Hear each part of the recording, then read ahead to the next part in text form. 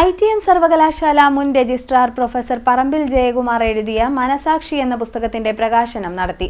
ശാസ്ത്രജ്ഞനും സാഹിത്യകാരനുമായ ഡോക്ടർ ഏവൂർ മോഹൻദാസ് പുസ്തകം പ്രകാശനം ചെയ്തു. ITM സർവകലാശാല മുൻ രജിസ്ട്രാർ പ്രൊഫസർ പറമ്പിൽ ജയകുമാർ എഴുതിയ മനസാക്ഷി എന്ന പുസ്തകത്തിന്റെ പ്രകാശനം നടന്നു.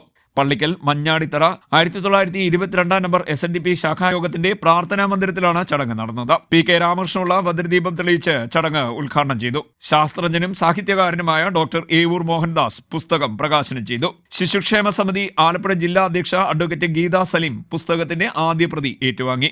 PN സാനു അധ്യക്ഷത വഹിച്ചു.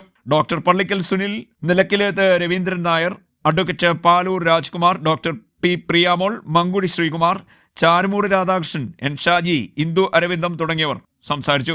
പുസ്തകത്തിന്റെ പേര് മനസാക്ഷി എന്നാണ്. ഞാൻ ശ്രദ്ധിച്ചു, മനസാക്ഷി നഷ്ടപ്പെട്ടുകൊണ്ടിരിക്കുന്ന ഒരു കാലഘട്ടത്തിലാണ് നമ്മൾ ജീവിച്ചുകൊണ്ടിരിക്കുന്നത്.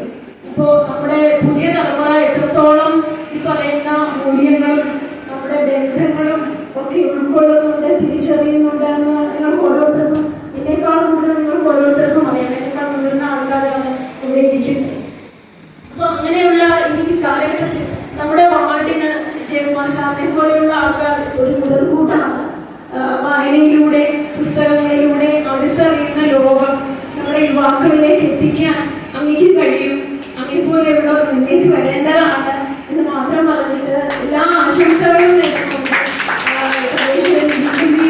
നല്ല പുസ്തകങ്ങൾ ഇറക്കാൻ വേണ്ടി എഴുതാനുള്ള ആരോഗ്യങ്ങൾ അങ്ങേക്ക് തരട്ടെ എന്ന് മാത്രം ആശംസിച്ചു.